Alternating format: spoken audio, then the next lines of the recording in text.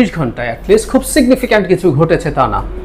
Apparently মনে হতে পারে যে ইরানের সাথে ইউরোপিয়ান ইউনিয়ন আলোচনা করছে, এটায় কোনো ফলাফল আসে কি না। ফার্স্ট রাউন্ডের কথাবার্তা হয়েছে, খুব ভালো ফলাফল আসার কথা না, কারণও নেই।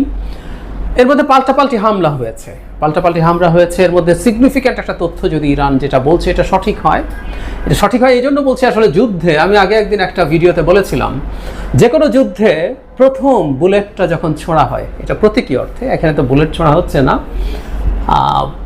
প্রথম বুলেটে যে মারা যায় সে হচ্ছে ট্রুথ, সত্য মারা যায়।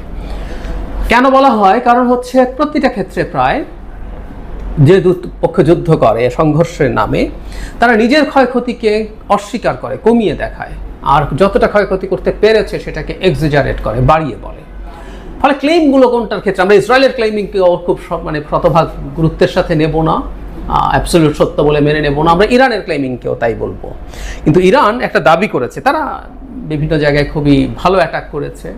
হাইফাতে বেশ বড় বিস্ফোরণের ছবি আমাদের সামনে এসছে, হাইফাতে তারা আগেও অ্যাটাক করেছিল।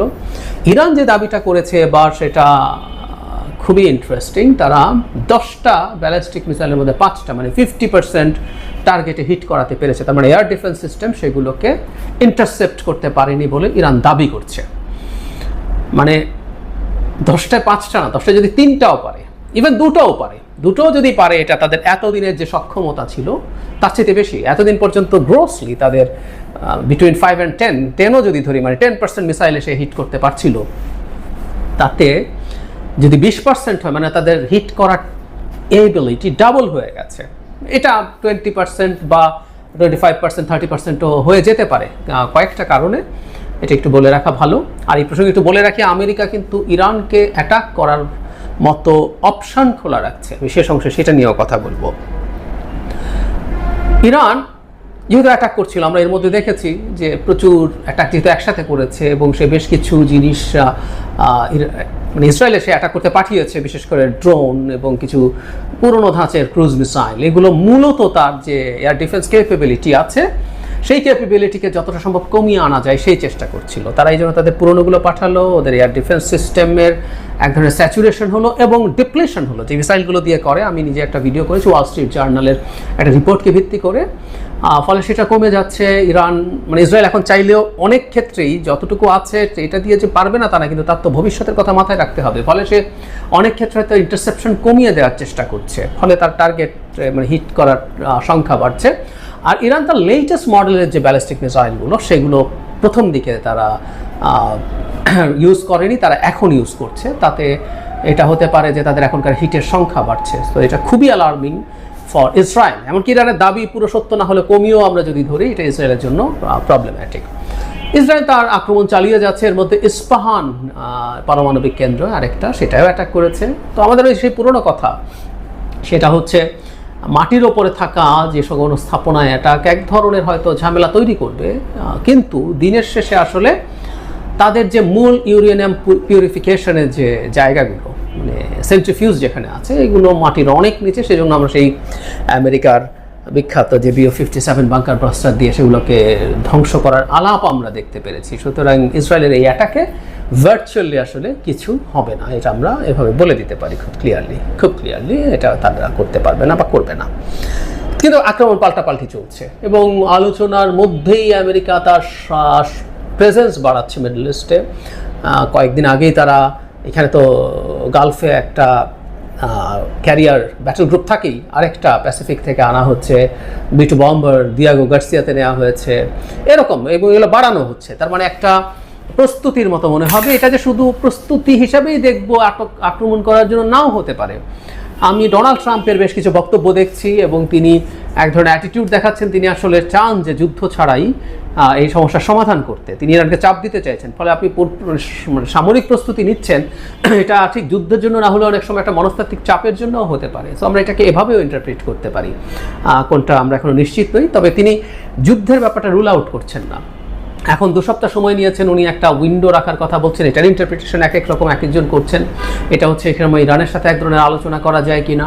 আবার কেউ কেউ বলছেন যে তিনি তার সময়ের প্রস্তুতি সম্পন্ন করছেন এই সময়ে এবং তিনি অ্যাটলিস্ট কিছু এয়ার অ্যাটাক করবেন। মানে আগেও একদিন বলেছি যে ইরাকের পর আফগানিস্তানেরও যে এক্সপেরিয়েন্স, সেখানে আসলে গ্রাউন্ড অ্যাটাকে যাওয়ার মতো বিলাসিতা ট্রাম্প আসলে করবেন বলে মনে হয় না, এবং ট্রাম্পের এক ধরনের অ্যান্টাই যুদ্ধ যে ইমেজ আছে সেটা তিনি আসলে ধরে রাখতে চান। এই ফলে তিনি ইরানকে যদি হুমকি দিয়ে একটা ডিলে আনতে পারেন, ডিলটা হচ্ছে তারা একটা যুদ্ধবিরতিতে যাবে এবং তার নিউক্লিয়ার যে স্থাপনাগুলো আছে সেগুলো, এবং বিশেষ করে তার ইউরেনিয়াম পিউরিফিকেশন থেকে সরে আসতে হবে, এই ধরনের একটা জিনিস চাপ দিয়ে করার চেষ্টা করছেন।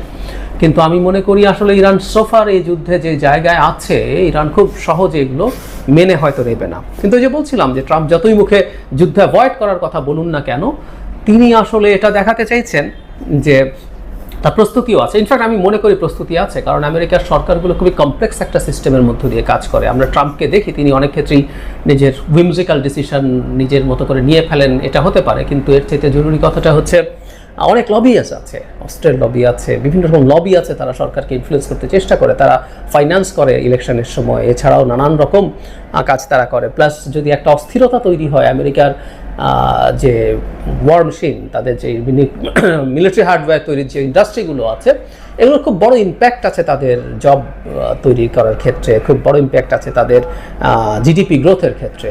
তো মিডল ইস্টে একটা যুদ্ধাবস্থা তৈরি হলে, যুদ্ধ তৈরি হলে মিডল ইস্টের দেশগুলো আরও অনেক অস্ত্র কিনবে। সুতরাং একটা মোটা স্কেলের, মানে মোটা দাগের, খুব একেবারে অল আউট না হলে মোটা দাগের একটা যুদ্ধ মিডল ইস্টে হোক, এবং ইরান যদি আমেরিকার অ্যাটাকের ফলে বিভিন্ন জায়গায় আমেরিকার থাকা ঘাঁটিগুলো শুধু না, ওই দেশগুলোতেও যদি আক্রমণ করে, ওই দেশগুলো ইনসিকিউর ফিল করতে শুরু করবে এবং ওই দেশগুলো প্রচুর অস্ত্র কিনবে। সো এটা কোনো একটা অর্থনীতির জায়গা ওখানে আছে। সুতরাং তিনি যে যুদ্ধ করবেন না তা না, এবং যুদ্ধ করার পথ তিনি খোলা রেখেছেন, এইভাবে আমরা বলবো, যেটা শুরুর দিকে বলছিলাম। তার যিনি গোয়েন্দা প্রধান তুলসি গাবার্ড একটা মন্তব্য করেছিলেন এরকম, যে তিনি মনে করেন ইরান নিউক্লিয়ার ওয়েপন তৈরি করতে যাচ্ছে এমন কোনো বিশ্বাসযোগ্য প্রমাণ নেই। ট্রাম্প দেখলাম এটাকে স্ট্রংলি ডিনাউন্স করেছেন। তিনি বলেছেন এটা ঠিক বলেননি, উনি মনে করেন যে এটা করেছে। তখন তাকে ইরাকের ওয়েপন অফ ম্যাস ডিস্ট্রাকশনের কথা বলা হলো, তখন উনি বললো যে ইরাকেরটা সঠিক ছিল না, এবং উনি ওনার রেফারেন্স দিয়ে বললেন যে তখন উনি খুব স্ট্রংলি এটা প্রটেস্ট করেছিলেন, কিন্তু ইরানের আছে বলে তিনি বিশ্বাস করেন। আমি গতকালই একটা ভিডিওতে বলার চেষ্টা করেছি, ইরান একটা নিউক্লিয়ার বোমা আসলে বানাতে চায়, এটা আমিও মনে করি। কারণ তার যে ইউরেনিয়াম 60% পিউরিফিকেশন হয়েছে আইএইএ বলাচ্ছে, এবং এটা ইরান ডিনাউন্স করেন, এটা ইরান তো ওদিকে দেখতে দিয়েছে, ওখানে তো তারা গেছে। এটা যে 400 কেজি পরিমাণ, সেই পরিমাণটাও স্বীকৃত, এটাও ইরান যে মিথ্যা কথা তা বলছে না। সুতরাং সব কিছু আমরা যদি একত্র করে নেই, এই ধরনের একটা পরিকল্পনা আছে। তার চাইতে জরুরি কথা, ট্রাম্প তার গোয়েন্দা প্রধান, অত্যন্ত পাওয়ারফুল গোয়েন্দা প্রধানের যে বক্তব্য, সেটাকে তিনি অস্বীকার করছেন। এই অস্বীকার করার মাধ্যমে আসলে তিনি ইরানকে অন্তত এই বার্তা দিতে চাইছেন তিনি আক্রমণ করতে প্রস্তুত আছেন, এবং এই কথাটা তিনি যোগ করেন বারবার, কোনোভাবেই ইরানকে একটা নিউক্লিয়ার বোমা পেতে তিনি দেবেন না, এই কথাটা বারবার বলছেন। তো তাহলে যদি মেলাই, ইনি ইরানের নিউক্লিয়ার বোমা তৈরি করার ইচ্ছা আছে, এবং উনি একদম এভাবে বলছেন। আমি তার বক্তব্য শুনলাম যে কয়েক সপ্তাহের মধ্যে এটা হয়ে যেতে পারে, না হলে কয়েক মাসের মধ্যে অবশ্যই ইরান একটা বোমা বানিয়ে ফেলতে পারবে। সুতরাং তার অবস্থানটা কিন্তু এইরকম। তাহলে ব্যাপারটা এটা দাঁড়ালো, আইদার ইরানকে ভয় পেয়ে, সে ভয় পেয়ে আমেরিকার কথা মতো তার এই প্রোগ্রাম থেকে পুরো সরে আসতে হবে এবং সব রকম অ্যাক্সেস দিতে হবে, অথবা ট্রাম্প তাকে আক্রমণ করবেন, অন্তত কিছু এরিয়াল অ্যাটাক, যে অ্যাটাক নিয়ে খুবই আলোচিত, তার আন্ডারগ্রাউন্ড নিউক্লিয়ার স্থাপনা, বিশেষ করে যেখানে সেন্ট্রিফিউজগুলো আছে, যেখানে ইউরেনিয়াম পিউরিফিকেশন হয়, সেগুলো তারা করার চেষ্টা করবেন। আর শেষে একটা কথা বলি, মানে ইরানে একটা ভূমিকম্প হয়েছে খুব ছোট এই গতকালই, এবং অনেকে আমি দেখলাম যে ওই ভূমিকম্পটাকে আন্ডারগ্রাউন্ড নিউক্লিয়ার এক্সপ্লোশন হিসেবে দেখার চেষ্টা করছেন।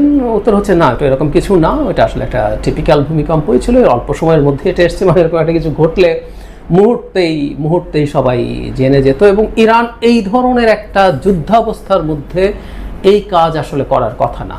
মানে ইসরায়েলের নিউক্লিয়ার ওয়েপন আছে, এরকম একটা টেস্টের সাথে সাথে দেয়ারস এ হাই প্রবাবিলিটি ইসরায়েলের একটা নিউক্লিয়ার অ্যাটাক করেও ফেলতে পারতো, tactical nuclear weapon at least. Israel বাহানা করছে, সো ইরানের এটা করার কথাও ছিল না, এবং এরকম কিছু হয়নি। যাই হোক, আমরা অনেকে ইরান একটা নিউক্লিয়ার ওয়েপন পাক, সেটা আমরা অনেকে চাই। এটা কথা ভুল না যে একটা জায়গায় কেউ যখন ইনসিকিউর থাকে, ইসরায়েলের হাতে যখন এত বোমা আছে, আর একটা দেশ তার নিজের সিকিউরিটির জন্য নিউক্লিয়ার বোমা বানাতে কেন চাইবে না? আবার পাল্টা আমরা এনপিটিকে যদি চিন্তা করি, যে যার হাতে বোমা গেছে, আর কারো হাতে যাওয়া যাবে না, এটাও খুব ভুল যুক্তি না। এবং এনপিটি সিগনেচার হওয়ার পরও আরও অনেকগুলো দেশ তাদের বোমা বানিয়ে ফেলেছে, এবং এটা ফ্যাক্ট। এটা যত বেশি দেশের হাতে যাবে, এটা ব্যবহৃত হওয়ার সম্ভাবনা তত বাড়তে থাকবে। এটাই হবে সবচেয়ে ঝুঁকিপূর্ণ ব্যাপার। নিউক্লিয়ার বোমা ডেটারেন্ট হিসাবে থাকলে ইটস ফাইন, মানে এটার ভয়ে কেউ আমাকে আক্রমণ করবে না, কিন্তু কোনো একটা পর্যায়ে কোনো একটা সময় যদি এটা ব্যবহৃত হতে শুরু করে, এবং বোমাটা কার হাতে আছে সেটাও ম্যাটার করে। আমি একটা ছোট উদাহরণ দিই। আমেরিকার মতো পরাশক্তি ভিয়েতনাম থেকে পরাজিত হয়ে পালিয়ে চলে এসছে। আমেরিকার মতো দেশেও এই আলাপ উঠেছিল যে একটা বা দুটো নিউক্লিয়ার ওয়েপন ইউজ করা যায় কিনা, কারণ আমেরিকার মতো পরাশক্তি পরাজিত হয়েছে অল আউট যুদ্ধ করে। এটা তো তার প্রেস্টিজের জন্য ভয়ঙ্কর, কিন্তু আমেরিকা সেই কাজটা না করে সেখান থেকে চলে এসছে। পরাজয়, আমেরিকার ভিয়েতনাম ওয়ারের পরাজয় তার ওয়ার হিস্ট্রির জন্য একটা ভয়ঙ্কর পরাজয় হিসেবেই লেখা থাকবে, কিন্তু সেটা ইউজ করেনি। এখনও আর এই পরিস্থিতি কোথাও তৈরি হয়নি, কিন্তু কোনো একদিন কি তৈরি হতে পারে না যেখানে কোনো সরকার আর অনেক কম ভালনারেবল অবস্থায় এটা করে ফেলবে? সো সব দিকে যুক্তি আছে। আমরা আসলে এখন কোনভাবে দেখব, কিভাবে দেখব সেটা ইস্যু। ইরান যদি বোমা বানিয়ে ফেলে, মিডল ইস্টের প্রত্যেক দেশ, অনেক দেশ প্রচুর পাওয়ারফুল, টাকা পয়সা প্রচুর আছে, সৌদি আরবের জন্য তখন যদি এনি কস্ট চাইবে এবং তাকে বাধা দেওয়া খুবই কঠিন বা ইম্পসিবল হবে।